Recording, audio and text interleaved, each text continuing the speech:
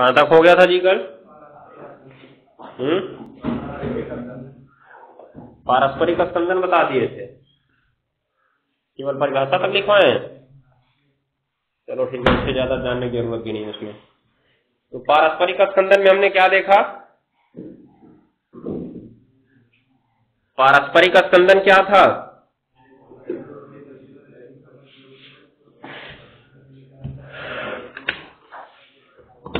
जब दो विपरीत आवेशित कोलाइडी विलयनों को आपस में मिलाया जाता है तो दोनों एक दूसरे के आवेश को क्या कर देते हैं? नष्ट कर देते हैं या उदासीन कर देते हैं। उसके बाद कण आपस में मिलकर जुड़कर बड़े होकर नीचे बैठ जाते हैं, जिस प्रक्रिया को हम क्या कहते हैं? पारस्परिक स्पंदन कहते हैं। ठीक है ना? तो ये तुमसे पारस्परिक स्पंदन का पूछा जा सकता है, थोड़ा नई चीज थी इसलिए इसको बता दिए हैं। अब सबसे इंपॉर्टेंट चीज जो इसमें आ रही है, क्या लिखो? विद्युत अपघट्य मिलाकर, विद्युत अपघट्य मिलाकर, हाँ अगले नंबर हेडिंग है,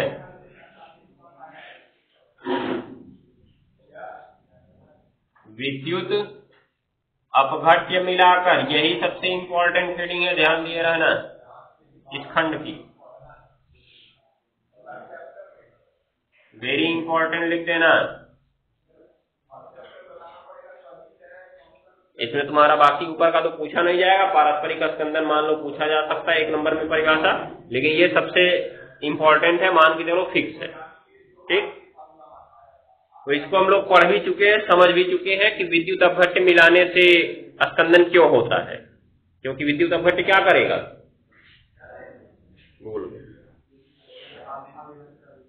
आवेश को नष्ट करेगा। मुख्य काम तो हमारा यही है, चाहे किसी से भी तुम स्पंदन करो, मुख्य काम तुम्हारा यही होना चाहिए, क्या? कि उसका आवेश समाप्त कर दो। क्या समाप्त करो? आवेश। आवेश समाप्त हो गया, कण उदासीन हो गए। जैसे ही कण उदासीन हुए, ससंजन बल कार्य करेगा इनका, ससंजन बल कार्य करने के कारण ये पास पास आएंगे और आपस में जुड़ेंगे तथा नीचे बैठ जाएंगे। हो गया कि नहीं हो गया? बस काम हमको यही कराना है, इनका आवेश समाप्त करें। तो इस बार इनका आवेश कैसे समाप्त किया जा रहा है? विद्युत अपघट्य को मिलाकर समाप्त किया जा रहा है। अब देखो होता क्या है, मान लो एक कोलाइडी कण था, इसके ऊपर धनावेश वितरित है। अभी देखो इसके बाद वर्णात्मक अधिशोषण सिद्धांत पढ़ा रहे हैं, तब ये समझेंगे क्यों ये धनावेश आया। ऐसे ही दूसरा कोलाइडी कण था, इसके ऊपर भी धनावेश वितरित है। क्योंकि धनावेश धनावेश था इसलिए क्या है, ये दूर दूर है, दिख रहा है? हो गया ना? अब क्या होगा, ये है अभी कोलाइडी अवस्था। क्यों कोलाइडी अवस्था है? क्योंकि कण हमको दूर दूर दिख रहे हैं, दिख रहे हैं ना?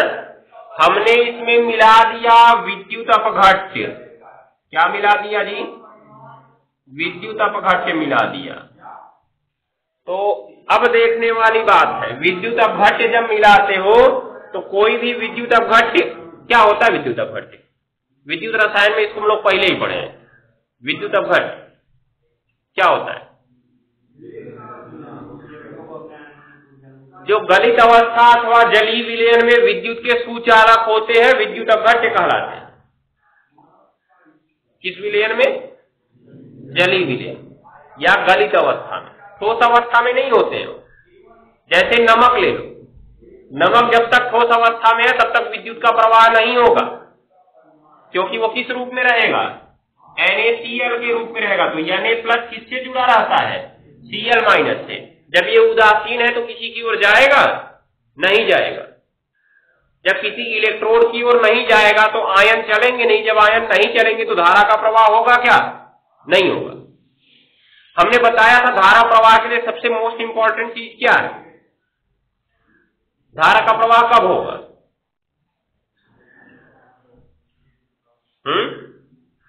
मुक्त आयन होने चाहिए। फिजिक्स में भी पढ़ चुके हो, अभी केमिस्ट्री में 2 जगह पढ़ाए हैं। पहले चैप्टर में ठोस अवस्था जब चालकता पढ़ा रहे थे तभी पढ़ाए थे, और अभी इसमें विद्युत रसायन में तुमको पूरा वही पढ़ाया गया है कि आयन होना चाहिए। अगर आयन नहीं होगा तो धारा का प्रवाह कैसे होगा? एक विलयन अगर हम बना दें यहाँ पे और विलयन में दोनों तरफ से इलेक्ट्रोड लगा दें। यहाँ पे ऐसे कण है, इस पर कोनो आवेश ही नहीं है, कोई जाएगा? कहीं जाएगा? नहीं जाएगा। अगर अभी इस पे प्लस और माइनस लगा दें और अगर ये ऋणावेशित सिरा है, ये धनावेशित सिरा है, तुरंत ही आवेशों के बीच आकर्षण उत्पन्न होगा। आकर्षण उत्पन्न होने के कारण सारे धनावेश कैथोड की ओर चलना शुरू करेंगे, सारे ऋणावेश एनोड की ओर चलना शुरू करेंगे। और जैसे ही आयन चलना शुरू करेंगे धारा का प्रवाह शुरू हो जाएगा ना। मतलब हमने कब कहा धारा का प्रवाह शुरू हो रहा है? जब हमने बीच में धनायन और ऋणायन भरा है। दिखाई दे रहा है? तो जब तक आवेश नहीं होगा तब तक धारा का प्रवाह नहीं होगा। बात को ध्यान से समझे रहना। तो वही चीज विद्युत अपघट्य करता है। जब वो गलित अवस्था अथवा जलीय विलयन में जाता है तो क्या देता है? मुक्त आयन देता है। उसमें लिखवा है ऐसा विलयन में मुक्त आयनों की उपस्थिति के कारण होता है। ठीक है ना? लेकिन तुम लोग को कुछ पढ़ना ही नहीं, कोई मतलब ही नहीं। विद्युत रसायन का टेस्ट ले लिया था बहुत। तो विद्युत अपघट्य जैसे हमने अभी कहा NaCl ले लो। जब तक ये NaCl की अवस्था में तब तक कोई आवेश दिख रहा है क्या तुम्हें? कोई आवेश दिख रहा है इस पे? अरे वो उसके अंदर प्लस माइनस था, वो कट के शून्य हो चुका। हमने तुमसे ऊपर पूछा कि ऊपर बताओ अभी कोई आवेश दिख रहा है? नहीं, इसके नहीं दिख रहा, ये उदासीन अवस्था में। तो यहाँ पे लगाते हम दो इलेक्ट्रोड और कैथोड, तो कोई जाएगा कहीं? है नहीं जाएगा। जब तक कोई इसको आकर्षित करने वाला नहीं होगा या प्रतिकर्षित करने वाला होगा तब तक ये जाएगा कहाँ? कहीं नहीं जाएगा। जहां पे है वहीं रहेगा। लेकिन जब हम इसको विलयन में लेके जाते हैं, कहाँ ले जाते हैं? विलयन में, अर्थात जल में जब घोल दिया जाता है तो क्या होता है? जल अपने परावैद्युतांक, पढ़े होंगे फिजिक्स में अभी, परावैद्युतांक, जल अपने परावैद्युतांक के कारण आयनिक यौगिकों के आयनिक आकर्षण बल को समाप्त कर देता है और आयन अलग अलग हो जाते हैं। ठीक है? तो ये आयन को अलग अलग कर देगा, यानी अलग हो गया प्लस बना के, Cl अलग हो गया माइनस बना के। ऐसे ही और अगर Na है तो वो भी अलग हो जाएगा, Cl भी अलग हो जाएगा। हो गया? तो चूंकि इसमें Na अपना इलेक्ट्रॉन दे चुका था, Cl उसका इलेक्ट्रॉन ले चुका था, तो आकर्षण बल टूटते समय ऐसा नहीं होता है कि जा रहा है तो कहे मेरा दे दो इलेक्ट्रॉन, देगा वो तो बेचारा पहले खींचना चाहता था, मिल गया तो लेकर रख लिया, अब देने वाला नहीं है वो। इसीलिए वो इलेक्ट्रॉन लेके जाता है, मतलब ऋणावेश उसके साथ रहता है। और इसका इलेक्ट्रॉन नहीं रहता है, इसलिए धनावेश इसके साथ रहता है, क्योंकि इसका इलेक्ट्रॉन किसने ले लिया? Cl ने ले लिया। हो गया ना? धनावेश ऋणावेश मिल गए, धारा का प्रवाह शुरू हो जाता है। तो यहाँ से तुम्हें समझ में आ जाना चाहिए कि विद्युत अपघट्य हमें क्या देते हैं? धनायन और ऋणायन देते हैं। हो गया ना? तो वही काम हम यहाँ करने वाले हैं कि जब हम इसमें विद्युत अपघट्य मिलाएंगे तो विद्युत अपघट्य हमें देगा क्या? धनायन और ऋणायन देगा ना। अब जब ये धनायन और ऋणायन विलयन में जाएगा तो कोलाइडी कण तो बेचारे पहले से ही धनावेशित है ना? इसके धनावेश को भगा देंगे। भगाएंगे नहीं भगाएंगे? क्यों भगाएंगे? क्योंकि समान आवेशों में प्रतिकर्षण होता है, तो प्रतिकर्षण हो जाएगा। उसके बाद बचा कौन? ऋणावेश। ये उनका विपरीत आवेश है। तुरंत सारे के सारे कोलाइडी कण के ऊपर, कोलाइडी कण नहीं बुलाएगा इनको, वो तो बेचारा जान रहा है कि अगर आ गए तो हमारी इज्जत खराब होगी, हम नीचे चले जाएंगे, वो नहीं बुलाएगा। उसके ऊपर के जो चिपके हुए धनावेश का बोलने का क्या है? यहाँ पे अधिशोषण हुआ है। क्या हुआ है? अधिशोषण। अधिशोषण और रासायनिक बंध में अंतर होता है, याद रखे रहना। रासायनिक बंध में फिक्स है कि इलेक्ट्रॉनों का आदान प्रदान या साझा होगा, लेकिन अधिशोषण में ऐसा आवश्यक नहीं है कि इलेक्ट्रॉनों का आदान प्रदान हो चाहे साझा हो, क्योंकि हमने अधिशोषण दो प्रकार का पढ़ा था, भौतिक अधिशोषण और रासायनिक अधिशोषण पढ़े थे ना, ये याद रखे रहना। तो अधिशोषण में ये फिक्स नहीं है कि बंध बना हो, इसीलिए हमने कहा जो इनकी सतह पर चिपके हुए धनायन है वो तुरंत इसके ऋणायन को अपनी ओर क्या करने लगते हैं? आकर्षित करने लगते हैं। अब समझो जब सभी धनायन के साथ क्या जुड़ने लगे? ऋणायन जुड़ने लगे, तो अब कोई आवेश दिखेगा क्या? नहीं। हो गया? इस पर भी जुड़ने लगे, कोई आवेश दिखेगा? नहीं दिखेगा। हो क्या रहा है? जैसे जैसे हम विद्युत अपघट्य मिलाते जा रहे हैं वैसे वैसे सारे ऋणावेश इसके धनावेश के ऊपर चिपकते जा रहा है, मतलब उनके बीच आयनिक बंध बनता जा रहा है। कौन सा बंध बनता जा रहा है? आयनिक बंध।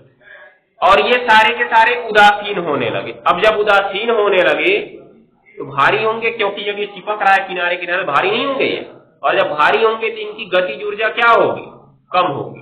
गति करना कम करेंगे, ये धीरे धीरे पास आने लगेंगे, क्योंकि जब गतिज ऊर्जा कम होगी तो इनका आकर्षण बल प्रभावी होगा। कौन सा बल प्रभावी होगा? आकर्षण बल प्रभावी होगा। और आकर्षण बल प्रभावी होने के कारण ये धीरे धीरे पास आएंगे। पास आने के कारण जितने पास आते जाएंगे आकर्षण बल उतना ही बढ़ता जाएगा, क्योंकि हम पढ़े हैं कि जब आवेशों के बीच की दूरी कम करते हैं उनके बीच का आकर्षण बल क्या होता है? बढ़ता है। समझ गए ना? तो ये उदासीन हो चुके हैं, इनके बीच लगता है दुर्बल वांडर वाल्स बल। क्या लगता है? दुर्बल वांडर वाल्स बल, या हम कह सकते हैं ससंजन बल कह सकते हैं, क्योंकि समान पदार्थ के अणुओं के बीच लगे। हो गया? जो इनका वांडर वाल्स बल लगता है, वांडर वाल्स बल भी एक धनावेश ऋणावेश वाला बल होता है। अब उसको यहाँ पे पूरा समझाने की जरूरत नहीं है, हम समझाएंगे तो बहुत ज्यादा टाइम लगेगा। वांडर वाल्स बल जो होता है वो भी एक धनावेश ऋणावेश वाला बल होता है। बस इतना सा समझ लो, क्योंकि इसमें क्या है? एक धनावेश है और क्या है? ऋणावेश। एक सिरा इसका धनावेशित, एक सिरा इसका ऋणावेशित। उसी के कारण छद्म आकर्षण बल लगता है, मतलब बहुत कमजोर आकर्षण बल लगता है। उसे ही हम कहते हैं वांडर वाल्स बल। तो यहाँ पे वांडर वाल्स बल प्रभावी होने लगता है और ये कण क्या होने लगते हैं? पास आने लगते हैं। पास आएंगे, बड़े हुए, जैसे ही कोलाइडी परास को पार करके निलंबन परास में पहुंचे, मतलब 10⁻⁵ सेंटीमीटर से नीचे पहुंच गए तो क्या हो जाएगा? या कहीं कहीं 10⁻⁴ सेंटीमीटर, उससे नीचे पहुंच गए तो उसके बाद क्या होगा? तैर पाएंगे? अब ये नहीं। बालू पानी में तैरता है हमेशा? नहीं, कुछ देर छोड़ दो नीचे बैठ जाता है। वैसा ही काम इनके साथ होगा। ये बड़े होंगे, जुड़ेंगे और नीचे आके बैठ जाएंगे। ये प्रक्रिया हो गई स्कंदन की। तो इसमें विद्युत अपघट्य क्या काम कर रहा है? इनके आवेश को समाप्त कर रहा है। और कौन सा विद्युत अपघट्य का आयन इसके आवेश को समाप्त कर रहा है? जो कोलाइडी कण का विपरीत वाला था ना? यही हार्डी-सुलजे ने अपने पहले नियम में बताया था। तो पहला पॉइंट तुम्हें याद हो जाना चाहिए कि कोलाइडी विलयन में विद्युत अपघट्य मिलाने पर, ठीक है ना, विद्युत अपघट्य का वह आयन, दोनों आयन है ना विद्युत अपघट्य में, विद्युत अपघट्य का वह आयन जो किसके विपरीत होता है? कोलाइडी कण के आवेश के विपरीत होता है, स्कंदन के लिए उत्तरदायी होता है। उत्तरदायी मतलब वही तो स्कंदन करता है, क्योंकि धनावेश तो बेचारे पहले से ही प्रतिकर्षित होकर भाग गए। दिखाई दे रहा है ना? तो कौन स्कंदन के लिए उत्तरदायी होता है? जो कोलाइडी कण का विपरीत आवेशित आयन है। यही इनका पहला नियम था। ठीक है? दूसरा नियम इनका क्या था? हार्डी-सुलजे का। हार्डी-सुलजे का दूसरा नियम ये कहा कि अगर इस ऋणावेश की मात्रा अधिक है तो उसकी स्कंदन क्षमता भी ज्यादा होगी। उसकी स्कंदन क्षमता क्या होगी? ज्यादा होगी। मतलब ये जो ऋणावेश है, जैसे हम जानते हैं Cl- होता है, उसके बाद तुम्हारा ऑक्सीजन पे 2-, नाइट्रोजन पे 3- होता है कि नहीं होता है? तो अब अगर Cl- जाएगा यहाँ पे तो अकेले ही जुड़ेगा, जुड़ेगा ना? अगर ऑक्सीजन 2- जाएगा तब क्या होगा? जुड़ने को बेचारा यहाँ इनसे एक धनावेश से जुड़ा, लेकिन अभी उसका एक ऋणावेश बच जाता है ना, तो वो क्या करेगा? इसको बुला लेगा अपने पास। मतलब यहाँ पे कोई दूसरा नहीं जुड़ने जाएगा, इसको भी बुला लेगा और अकेले ही दोनों को लाके जुड़ जाएगा। देख रहे हो कि नहीं देख रहे हो? तब तो और फायदेमंद हो गया। अकेला ऑक्सीजन ले आए, एक ही बार में दो लोग को पकड़ लिया, वो पकड़ लिया ना। अब तो बाद में फिर से इनको पास आने की जरूरत ही नहीं पड़ेगी, क्योंकि उसने इनको पहले ही पास बुला लिया। देख रहे हो? ऐसे ही अगर मान लो 3 ऋणावेश वाला लेके आया जैसे नाइट्रोजन को, तो वो अकेले कितने लोगों को चिपकाएगा? 3 लोग को चिपकाएगा। स्कंदन और जल्दी होगा, होगा कि नहीं होगा? तो मतलब जितना अधिक ऋणावेश, या कहे तो जितना अधिक धनावेश, स्कंदन क्षमता उतनी ही क्या होगी? ज्यादा होगी। यही हार्डी-सुलजे का दोनों नियम। कितने नंबर में पूछा जाता है? 2 नंबर। क्या लिखना है? विद्युत अपघट्य मिलाने पर वह आयन जो कोलाइडी कण के विपरीत आवेश रखता है, स्कंदन के लिए उत्तरदायी होता है। ठीक है ना?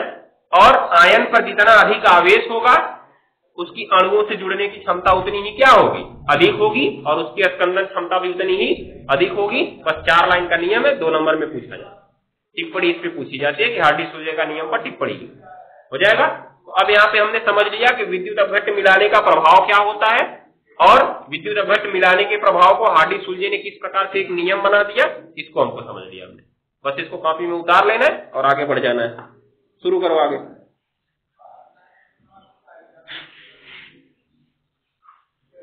क्या लिखिए, हेडिंग लिखिए हो खाली तो लिखो, यह स्कंदन की सबसे प्रमुख विधि है।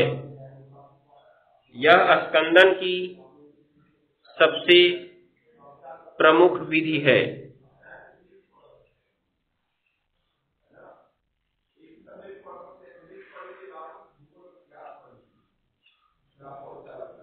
स्कंदन की सबसे प्रमुख विधि है। हो गया ना? आगे लिखो,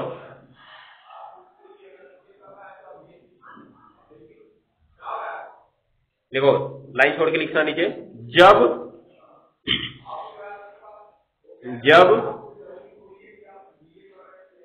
हो गया कोलाइडी विलयन में विद्युत अपघट्य मिलाते हैं। कोलाइडी विलयन में विद्युत अपघट्य मिलाते हैं।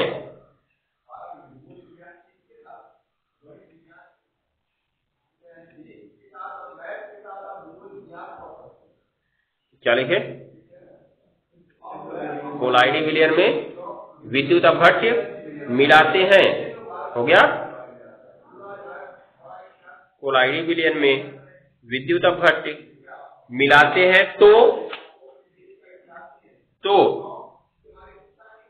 हो गया विद्युत अपघट्य का विपरीत आवेशितायन, विद्युत अपघट्य का विपरीत आवेशितायन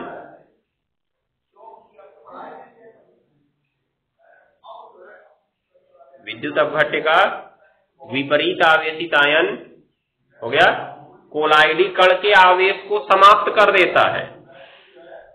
कोलाइडी कण के आवेश को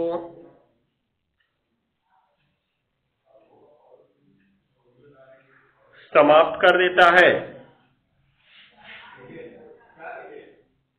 हो गया, कोलाइडी कण के आवेश को समाप्त कर देता है। हो गया ना? जिससे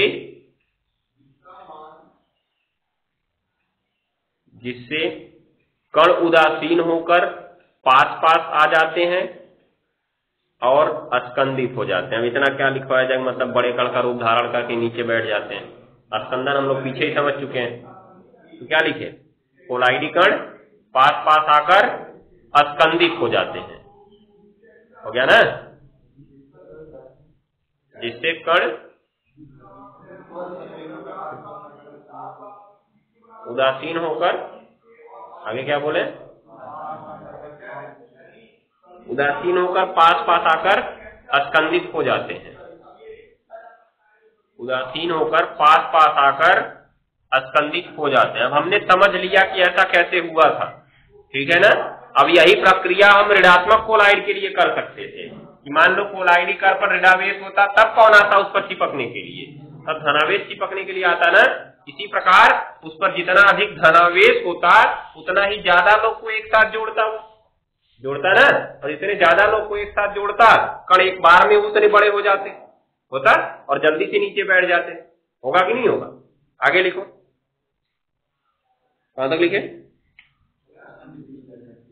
अस्कंदित हो जाते हैं। आगे लिखना काले पेन से, विद्युत अपघट्य मिलाने पर होने वाले स्कंदन की व्याख्या। विद्युत अपघट्य मिलाने पर होने वाले स्कंदन की व्याख्या। होने वाले स्कंदन की व्याख्या।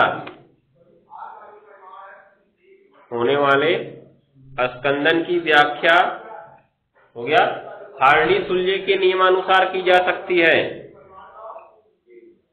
स्कंदन की व्याख्या हार्डी सुलझे के नियमानुसार की जा सकती है।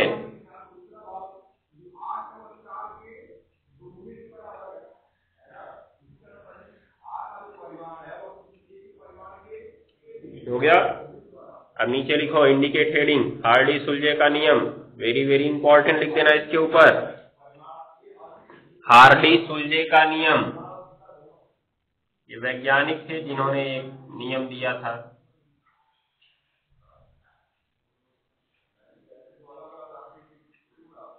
हार्डी-सुलजे का नियम,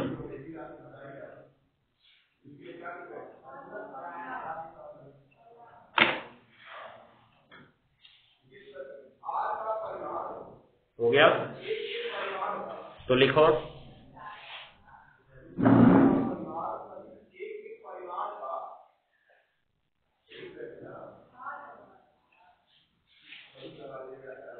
लिखो इसमें हार्डी-सुलजे ने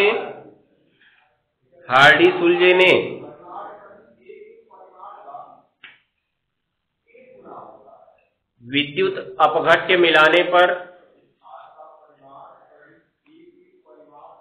विद्युत अपघट्य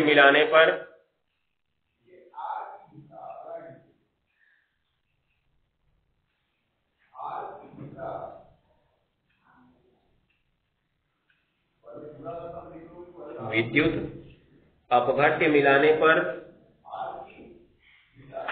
हो गया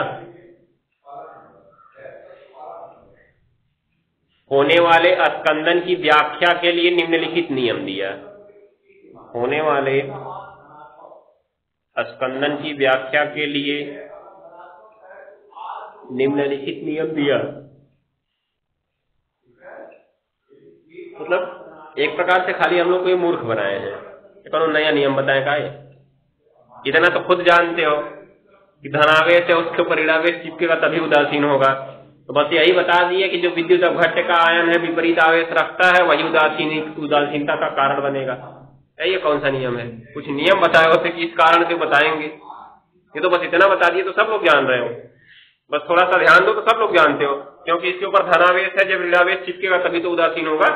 खाली अपना नाम लेके सबको मूर्ख बनाए, एग्जामिनर को ही मूर्ख बना दिए। देखो वो भी बेचारा पागल हो गया, हर साल देता रहता है। देखो इसको कहां तक लिखे जी?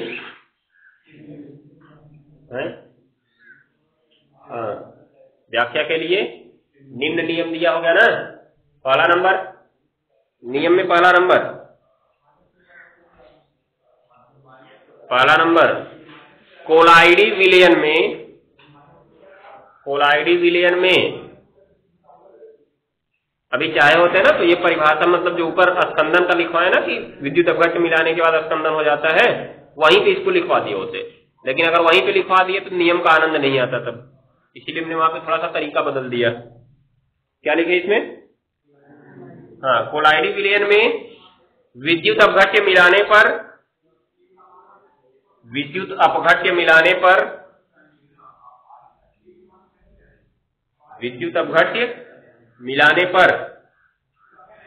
हो गया विद्युत अपघट्य का वह आयन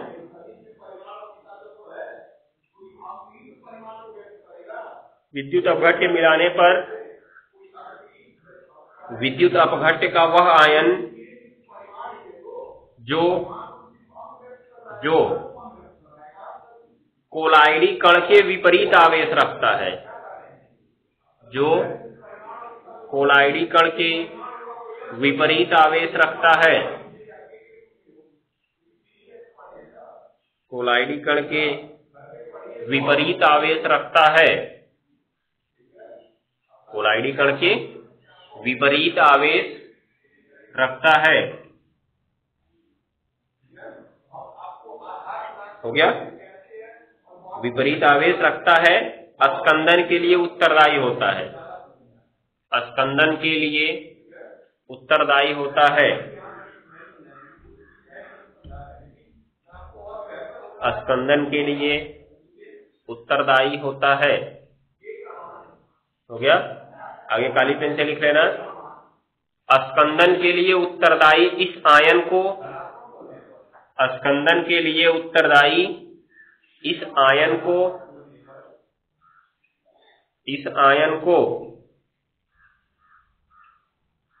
स्कंदन के लिए उत्तरदायी इस आयन को प्रभावी आयन कहते हैं।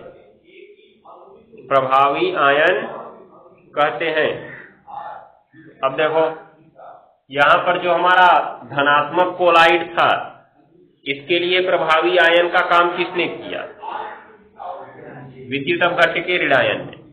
तो सीधा सा याद रख सकते हो कि धनात्मक कोलाइडों का प्रभावी आयन ऋण आयन होता है और ऋणात्मक कोलाइडों का प्रभावी आयन क्या होता है? धनायन होता है। सिंपल हो जाएगा, नहीं हो जाएगा? तो जैसे लिख लो, जैसे धनात्मक कोलाइडों का प्रभावी आयन ऋणायन होता है,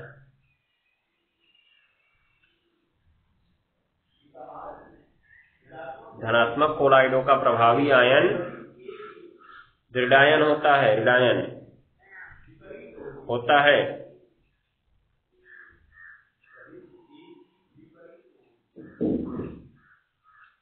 धनात्मक कोलाइडों का प्रभावी आयन ऋणायन होता है, जबकि ऋणात्मक कोलाइडों का प्रभावी आयन धनायन होता है।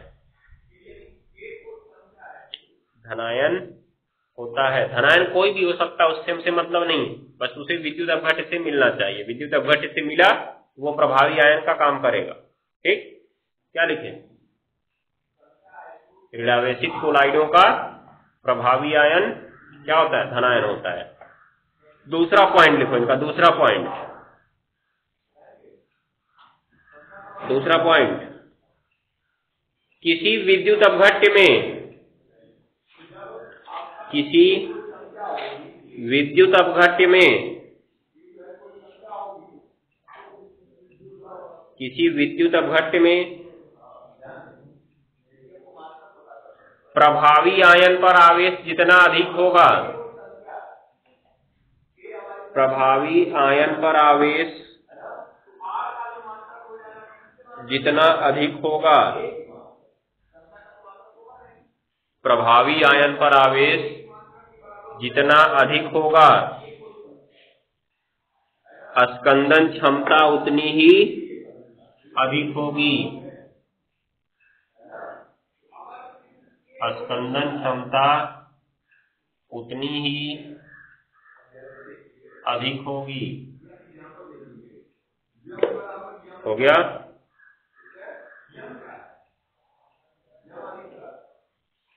स्कंदन क्षमता उतनी ही अधिक होगी। अब ध्यान देने वाली बात है यहाँ पे, देखो जैसे ये लिखा जाए FeCN6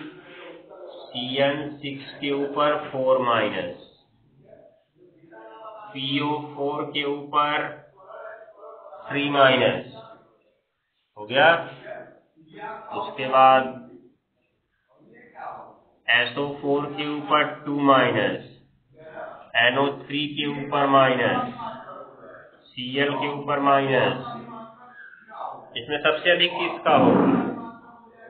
जिसके ऊपर 4 माइनस दिख रहा है, क्योंकि अपने साथ अगर कोलाइडिकल पर एक एक धनावेश रहा हो तो 4 कोलाइडिकलों को एक कई बार में जोड़ लेगा, जोड़ेगा, और वो तुरंत नीचे बैठ जाएंगे। उनको बाद में ससंजन बल या असंजन बल की आवश्यकता ही नहीं पड़ेगी। वैसे अकेले अकेले करेगा तो पहले छोटे में उदासी होंगे, फिर पास आएंगे तब बड़े होंगे ना। लेकिन अगर इसने 4 को अकेले ही जोड़ लिया तो समझो तो इसके चारों तरफ कितने कोलाइडी कण जुड़ गए? 4 कोलाइडी कण जुड़ गए। 4 कोलाइडी कण जुड़ने मतलब वैसे ही बड़ा हो गया, ये हो गया ना। तो इसीलिए अपने आप वो नीचे बैठ जाएगा, उसको किसी अन्य के साथ जुड़ने की जरूरत नहीं पड़ेगी। अर्थात स्कंदन जल्दी होगा और कहेंगे इसकी स्कंदन क्षमता। अब ये अकेले 4 लोग को कर रहा है, तो अगर हमको 100 कणों का स्कंदन कराना है तो इसके कितने आयन की जरूरत पड़ेगी? 25 आयन की जरूरत पड़ेगी।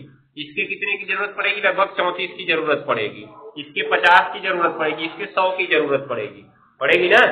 तो इसका मतलब क्षमता किसकी ज्यादा है? जो कम में ज्यादा काम कर रहा है ना, इसको 25 मिलाने पर ही ये ज्यादा काम कर दे रहा है, तभी तो कहेंगे इसकी क्षमता ज्यादा है।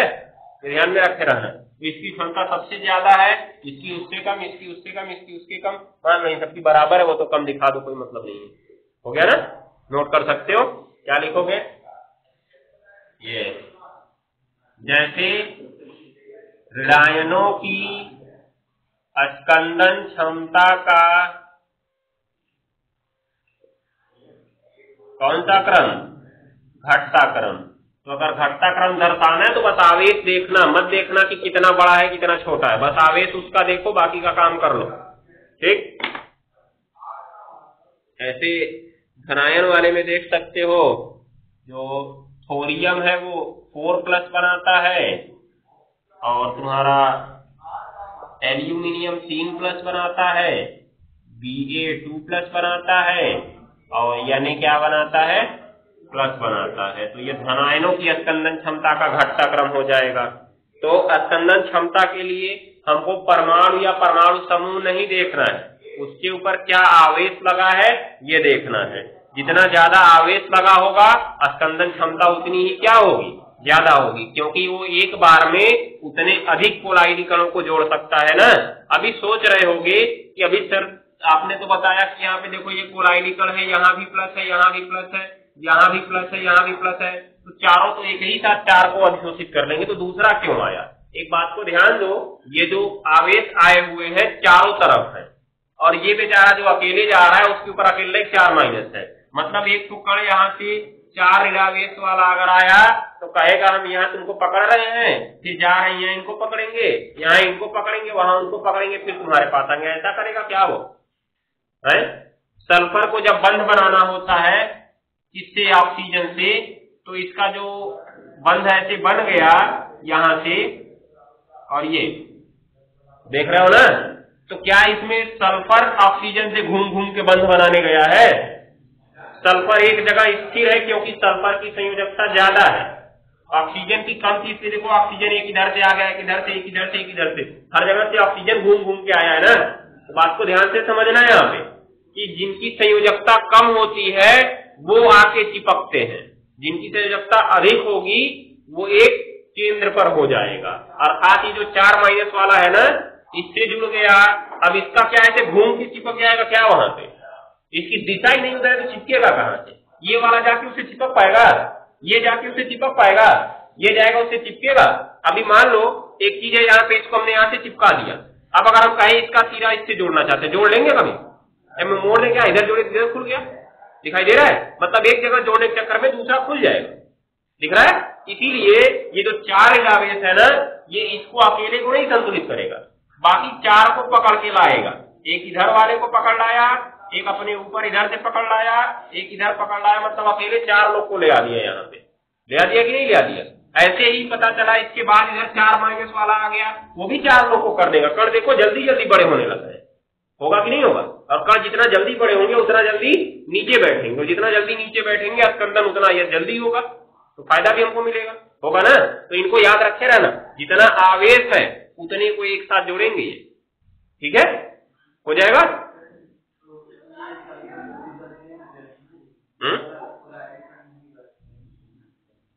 कौन सा, तो ये उदासीन हो गया, मान लो हो गया ना।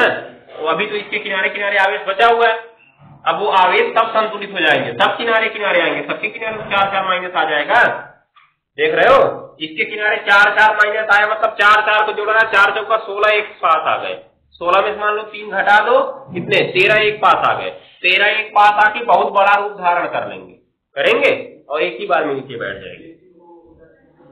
नहीं उदासीन नहीं, उदासीन हो जाएगा, बाकी सब जुड़ते जाएंगे, बहुत बड़ा बन जाएगा ना इसमें। क्योंकि मान लो देखो ये वाला उदासीन हुआ, इसके एक ही उदासीन हुए, तो इसके लिए 4 किनारे जुड़ेंगे ना, वो 4 किनारे जुड़े अपने किनारे वाले जोड़े, वैसे बड़ा होता जाएगा अंत में। हाँ सब एक ही साथ जुड़ेंगे, यहाँ पे याद रखे रहना, सब एक ही साथ जुड़ेंगे।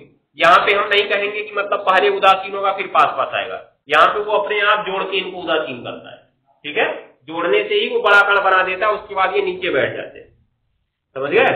हो सकता हो बिना आवेश उदासीन हुए नीचे बैठ जाए, क्योंकि जब इसने अकेले 4 को जोड़ दिया, 4 भारी हो गए ना, नीचे बैठ गए, नीचे जाने के बाद अपना आवेश उदासीन करेंगे, ऐसा भी हो सकता है। ऐसा नहीं है कि मतलब विलयन के अंदर ही आवेश उदासीन हो जाएगा तब नीचे बैठेंगे, बिना आवेश उदासीन किए भी नीचे बैठ सकते हैं। मुख्य कार्य ये है आवेश को खत्म करना। अब आवेश खत्म होगा, और दूसरी स्थिति ये भी है कि अगर कण भारी हो गया, निलंबन की स्थिति में पहुंच गया, तभी तो नीचे बैठ जाएगा। तो अगर 4 कण एक ही साथ जुड़ गए तो इसका मतलब वो निलंबन की स्थिति में जा रहे हैं ना। तो ये बात को ध्यान में रखे रहना। क्या लिखे इसमें, हो गया ना, इसको दोनों छाप लिए, बस पार्ली सुलझे का मुख्य नियम समाप्त हो गया। एक तीसरा पॉइंट बच रहा है, इसको कल बता देंगे, वो ज्यादा इंपॉर्टेंट नहीं है। मुख्य रूप से यही दो है, एग्जाम में यही दो लिख दोगे तभी काम चल जाएगा। बाकी अगला कल शुरू करेंगे।